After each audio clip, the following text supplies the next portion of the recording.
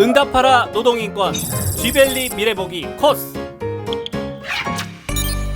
쥐벨리 미래보기란 구로공단이 서울 디지털 단지를 넘어 미래로 가는 과정을 살펴보는 시간. 쥐벨리 미래보기 첫 번째 코스. 쥐벨리 거리를 걸으며 구로공단의 역사에 대해 알아보자. 안녕하세요. 쥐벨리 미래보기 진행을 맡은 MC 권경근이고요. 안녕하세요. 이번 코스도 함께하게 된 유아영입니다. 안녕하세요. 이번 코스 함께하게 된 서재민입니다. 반갑습니다. 안녕하세요. 코스 설명을 도울 레이봇입니다. 다시 만나 반가워요. 여러분, 저희가 와 있는 이곳이 쥐벨리인데요. 이름처럼 정말 스마트한 이 고층 건물들이 많이 있습니다. 선생님, 여기에는 또 어떤 과거가 숨겨져 있나요? 2021년 현재에는 지금 보이는 것처럼 고층 빌딩들로 가득 차 있는데요. 우리나라 산업 발전기인 1960, 70년대에는 2, 3층 높이의 낮은 공장들로 가득 차 있었습니다. 와, 공장 단지들이 어떻게 이런 디지털 단지로 변한 거죠? 과거 구로공단은 가발, 봉제, 인쇄 등의 제조업을 중심으로 한국의 수출 전진기지 역할을 했었는데요. 시간이 지나 컴퓨터를 이용한 정보화 기술이 각광받게 되면서 제조업은 경쟁력을 잃게 됩니다. 그렇게 기존에 입주해 있던 공장 단지가 사라지고 지금의 첨단 IT 기술을 개발하는 미래 기업이 들어서게 된 거죠. 그러면 어떻게 이 쥐벨리라는 이름이 만들어진 걸까요? 지금 저희가 서 있는 곳이 금천구인데요. 과거에는 구로구라는 하나의 행정구역으로 있었습니다. 금천구와 구로구의 앞 글자를 따서 G, 그리고 미국의 첨단 기술 연구단지인 실리콘밸리를 합쳐서 쥐벨리라는 명칭이 탄생하게 된 것이죠. 근데 아까부터 궁금했는데 여기 세워진 여인상은 뭔가요? 저것도 몰라요? 수출의 여인상이잖아요. 오, 웬일이래요? 그럼 잘 아시겠네요. 설명해 주세요. 아니, 저 앞에 팻말 봤어요. 네. 레이봇! 그럼 그렇죠. 제가 설명해 드릴게요. 70년대 당시 구로공단의 여성 노동자들은 수출액을 1억 달러에서 100억 달러로 성장시킨 경제 발전의 주역이었답니다.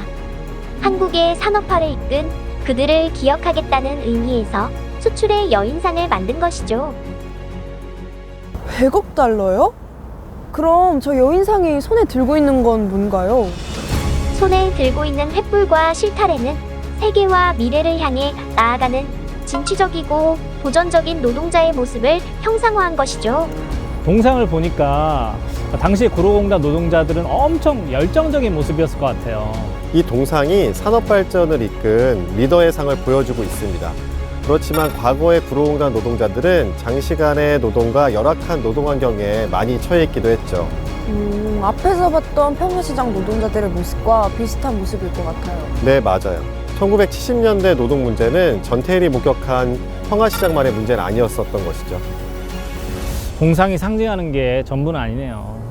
구로공단 노동자들의 공로를 꼭 인정해야겠지만 동시에 그들의 피와 땀도 함께 기억해야겠죠?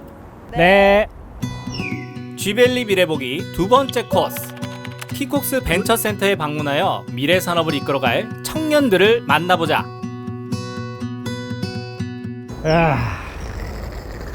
느낌 있어. 여기서 뭐 하세요? 아니, 오늘 저 벤처 센터 간다길래 젊은 CEO 느낌 좀 내봤죠. 레이봇, 여기 어딘지 설명 부탁해요.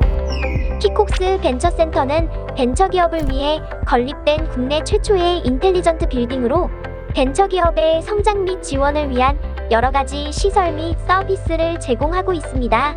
그럼 벤처기업은 정확히 어떤 기업을 말하는 건가요?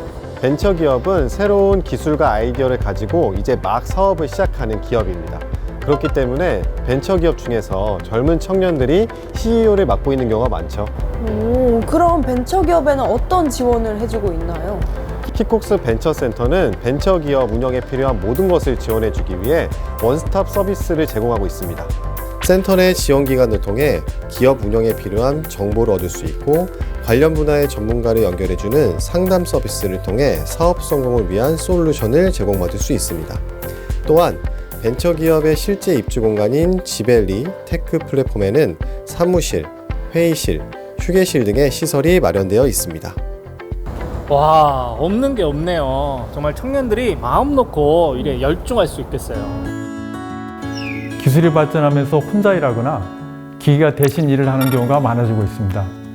그러다 보니 고용주들이 사람을 잘 뽑지 않게 되고 뽑아도 정말 최소의 인원만 뽑거나 비정규직만 뽑죠. 쉽게 말해서 취업 자체도 어려운데 취업이 돼도 언제 해고될지 모른다는 겁니다. 또 한편으로는 기계가 대체하지 못하는 3D 업종을 사람들이 점점 더 기피하게 돼요. 그렇게 3D 업종이 주목받지 못하는 만큼 그 안의 노동 환경은 더 열악해지는 거죠. 사람들이 신경 쓰지 않으니까. 결국 아무리 기술이 발전해도 노동 문제는 계속 새롭게 생겨날 것이고 그만큼 노동에 대한 고민도 우리가 계속 해나가야 한다는 거죠. 쥐벨리 미래보기 다음 이야기. 새벽 5시 남구로역에 몰린 인파. 그들을 위협하는 노동인권 사각지대를 파헤쳐보자. 다음 이야기도 기대해주세요.